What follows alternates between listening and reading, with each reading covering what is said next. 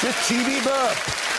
Statue of Liberty makes guest appearance on Coronation Street. I've done bad stuff before. On Britain's worst weather, a bin lays an egg. I potentially made a fatal error. Emmerdale Shadrach does his laundry at last. And there was a wheelchair crash on Holby. You either tell me where the money is, or I'm telling everyone else you're keeping it all. Yeah? Well, why don't you tell him at the same time that it was my lucky fiver that you forced me? Who says the plots on Holby are getting a little far-fetched? You'll kill yourself. I have to. You'll fall.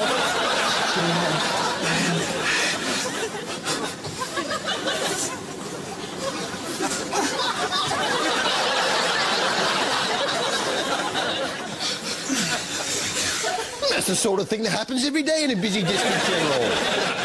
And if you were thinking, wait a minute, that's Adam Acaro off the bill. You were right. It was Adam Acaro off the bill. 2 points to you.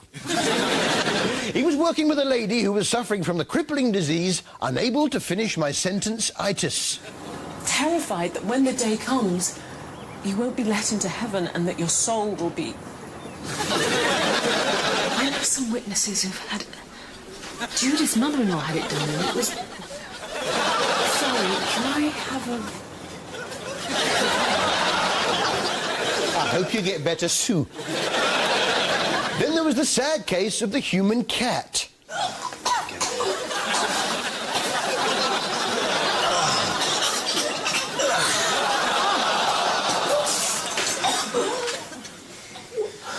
That is a hairball.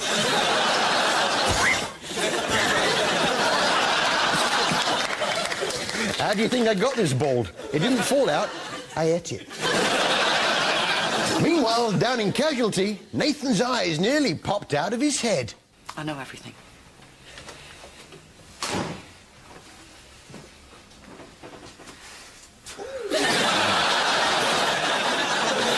Just what was he looking at? Well, it was something about Selena's legs. I know everything.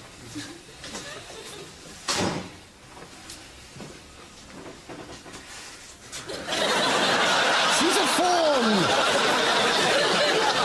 Isn't it silly at work when someone gets all possessive about a chair? Our task for today. Jimmy Collins. Yes. We've got a finding. Yes, it's the bill, and it was all systems go down at Sun Hill. Pushed his way to the front of the queue, knocked an old lady over, then done a runner without paying for the bandages. Well, is she all right? Well, yeah, they'd given her a cup of tea and a biscuit. Right, to get a description? Yeah, the cup was about that big. I think the biscuit was a penguin, but could have been a bourbon. I'll have to check the CCTV. Have you ever heard of that condition, jewellery Tourette syndrome? No! Yeah, but it's where you can't help shouting out what jewellery a person's wearing as you go past them.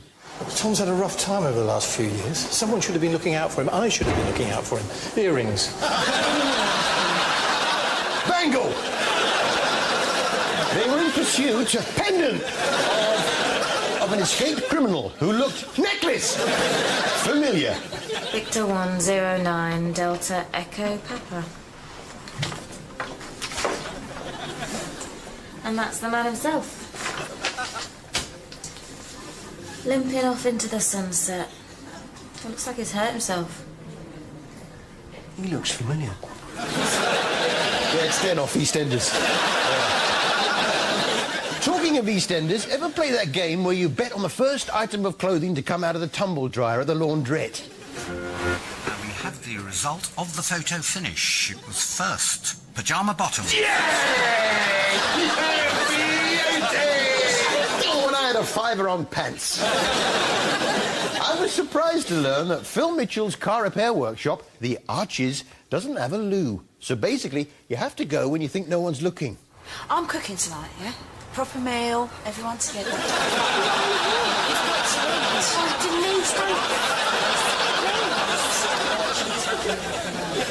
I know you're trying to help, but I've gone long enough without mothering. Don't leave one now. Okay, no, I am. Elsewhere on the square, It's in Shirley had a little tummy trouble. That's your bathroom blasted. Surely, really. There was a new character on the square this week, Mr. Beer Bottle. He was stood up at the bar and waited to be dismissed by Peggy before going on his way. Well, I'm glad that's over, wasn't it? Go on, you can get off now. Oh! And here he is, look. Hi. Hello, Mr. Beer Bottle. How are you settling in on the square? Oh, everyone's very friendly. See you at the bar. OK, see you at the bar. Off you go.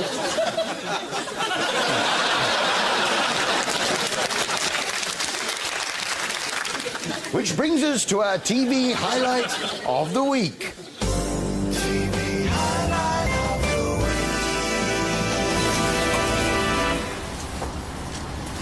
week. Listen, Jude, you first going for a cup of coffee or something? No.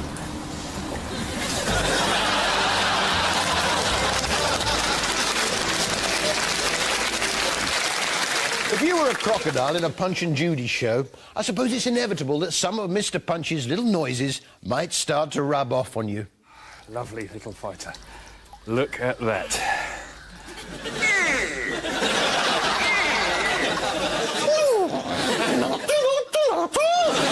This was Nick Baker's Weird Creatures. And this week, he was hunting down a gharial, a type of crocodile. You may not have heard of the gharial. What you probably have heard of are the various gharial-related phrases and sayings.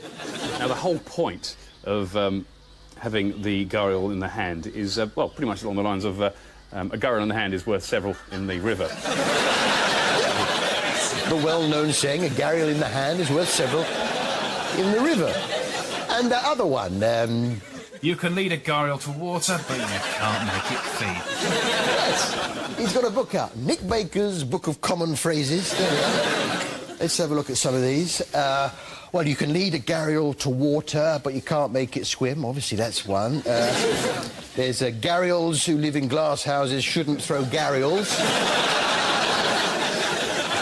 And my favourite, get on with it. Now, obviously, you don't want to get too close to a fully grown crocodile, so Nick chooses to handle the baby gharials, which frightens them a little bit and makes them call out for their mummies. Ah.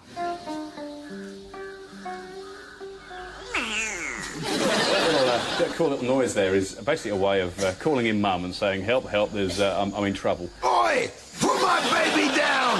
Naughty Mr. Punch! See how you like it! If you think Nick Baker's pretty far out, wait till you see Dr. Lawrence Blair on Sky One. It's like trying to find a needle in a haystack when you're out there. He's like Keith Richards on Pirates of the Caribbean. Hey, what's with the eye patch, Lawrence? Is it to make you look more mysterious? We are 99.4% genetic clones with these guys. Oh, no, I see. It's to cover the hollow eye socket. Sorry, I asked. He's quite a character, is Lawrence. Rather odd taste in women, though. The dugong is svelte, with a beautiful womanly face and smile. Lovely face. What else you got for us, Larry? A transparent carnivorous hoover with a toothy smirk and legs. Transparent carnivorous hoover with legs? That's Janet Street Porter, isn't it? Who is back on our screens with Gail Porter in So You Think You Can Nurse. You don't have to be called Porter to be in it, but it helps. This turns out to be absolutely gripping. Scott's been monitoring the progress of Gail's blister, and he's starting to get concerned. Will it go septic? Will it heal up? Will someone have to burst it? Oh, it's very exciting. They're clever, you see. They know that by trailing something like that, you're going to have to tune in because, naturally, you want to know what happens to Gail Porter's blister. It's human nature. The other way they keep you watching is to do a cliffhanger into the ad break, like this one on Farm of Fussy Eaters. Coming up, our fussy eaters face their first food minefield, the welcome buffet. Will someone who can't swallow anything but chips be beaten by a sausage? I can't wait. Will he eat a sausage or not? I don't know what I want to find out about most, the sausage or the blister. The Farm of Fussy Eaters is a farm where fussy eaters are brought together to conquer their faddish food tastes, and not, as I first thought, a place where fussy eaters are farmed and slaughtered for their flesh. No, it's difficult because a lot of the fussies are overweight. Did you know that in some counties they've introduced a kind of fat apartheid, where the overweight have to walk on a different side of the road to average weight people? I'm worried about getting diabetes. It's not on. I know what you're thinking. You're thinking, never mind that. Does he eat the sausage or not? It's very exciting. Breathe deeply and just relax, OK? You swallowed it? Yeah. Hey! Well done! Hooray! He eats a bit of sausage. Give him a peanut. But, you know, there's always someone less well off than you. While Spud basks in his victory over the sausage, Katie is continuing to feel the aftershock of tasting a raspberry for the first time. Makes my irrational fear of hummus seem ridiculous. Psychologist Jeffrey Beatty conducted an experiment. He got them to draw pictures of themselves to get an insight into the real them. It's time to find out just exactly what Ruth is made of. What is this? Chocolate bar. Chocolate bar wrappers? Well, no, that's supposed to be chocolate. Right, that's a chocolate supposed bar. to be the wrapper. So, in this picture, you are the chocolate woman? Yeah, she's drawn herself as a chocolate bar. This is interesting. Tell me about this. Not a lot of detail here, interestingly. That's me. Not a lot of detail. But which is the better insight into the real person beneath? Ruth, the chocolate lady, or John, the man with no detail? There's only one way to find out.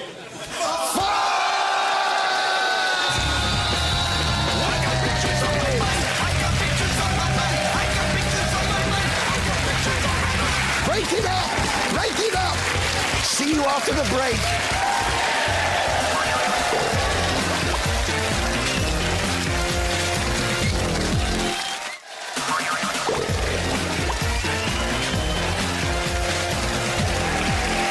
Welcome back to TV Burp.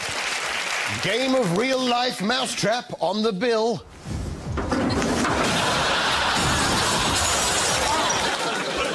Jack Sugden had rather an odd choice of packed lunch. Right.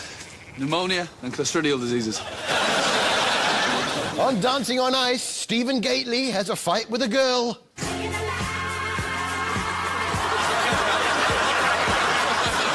Big surge in popularity after Big Brother sees launch of Cleo Rocker's doll. I don't seem to be able to shift it.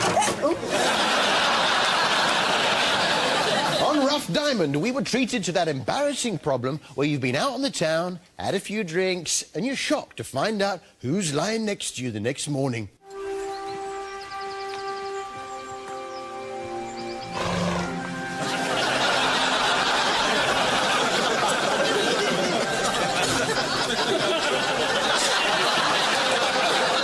Dirty boy! Which brings us to our most elaborate dog wee of the week. Most elaborate dog wee of the week. Something that I enjoy doing.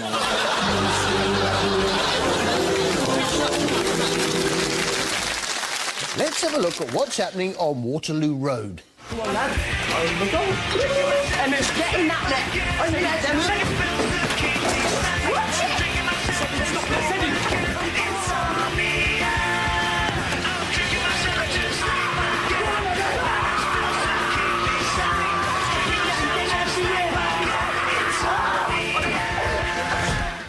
Nothing much.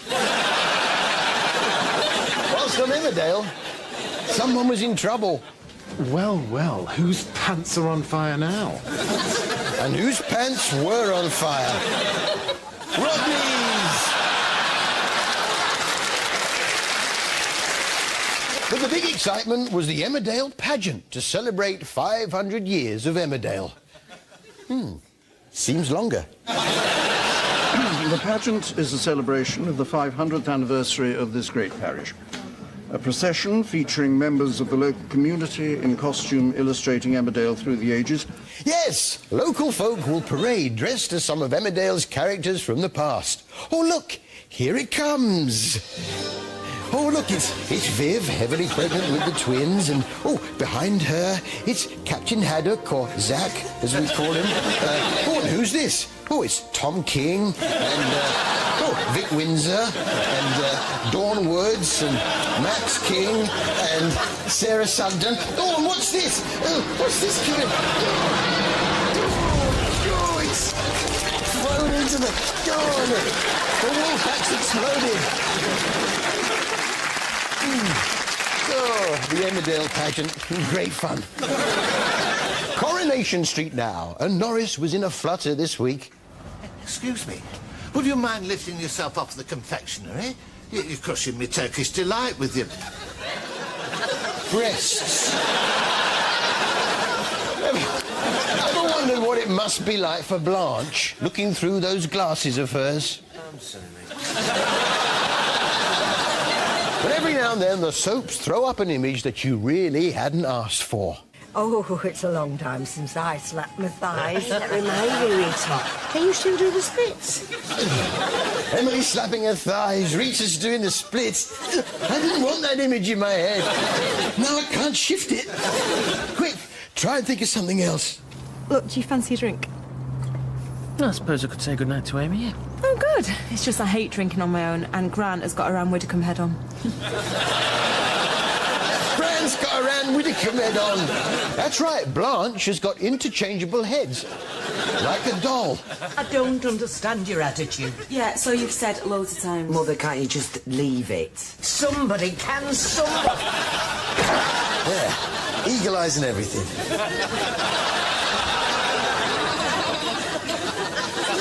Ken, you're a stiff old ironing board, and you really need to loosen up. A few nights at home in front of the telly wouldn't go amiss. Oh, just calm down. Here we go. I must say, this week, it was nice to see Amanda Barry back on the box. Say hello, Bez. Of course not. It's Dragon's Den. Yeah, the show in which the public try to get backing for their inventions. And who's first? And basically the idea is, if you're going to France, you would put the glove on your right hand. This would then remind you and any other driver in the vehicle to stay on the right-hand side of the road. Yes, the right-hand glove. To stop people driving on the wrong side of the road when abroad. Nice idea. I myself have come up with an invention to keep you on the right-hand side of the road. Every time you appear to veer off onto the left-hand side of the road, it tells you to get back on the right side of the road in a high-pitched voice. It's called a wife. It also tells you when you're going too fast and never puts your CDs back in the proper cases. And refuses to drive, even though you like a drink, so you stay off the booze. Then it turns out she doesn't have a drink anyway, so you both drive. There's the fun in that. My favourite was a young man by the name of Levi Roots, who had invented something I'd never heard before. Reggae, reggae sauce, hot reggae, reggae sauce. It's so nice, I had to name it twice. I called it reggae, reggae sauce, hot reggae, reggae sauce. Yeah, he invented a new form of music called reggae. No. He invented a new sauce, reggae sauce. So, Levi Roots, is that your real name? Levi Roots, what a great name. Thanks Is it very your much. real name? No, it's my pseudonym. My real name is Keith. Now, Keith claimed to have an order for 2.5 million litres of his sauce and had a letter to prove it. OK, you mentioned a letter you had with an order for 2.5 million litres. Yeah. So have you got the letter with you? I have indeed. Well, would you pass that to Theo and let him read it while I ask you a few more questions? Certainly, no problem. And I think Theo must be this handsome guy right in front of me here. Sold. I like you already. Yeah, I've got the letter here. It says, Keith, would you get some more sauce, please? Love, the wife.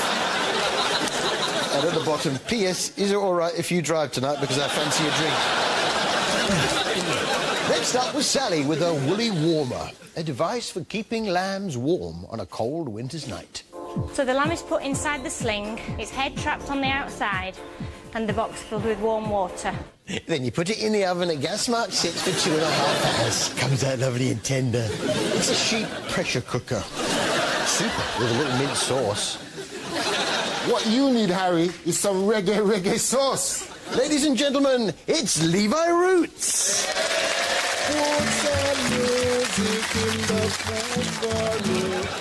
Give me some reggae sauce. Hot reggae sauce. It's so nice to name it twice.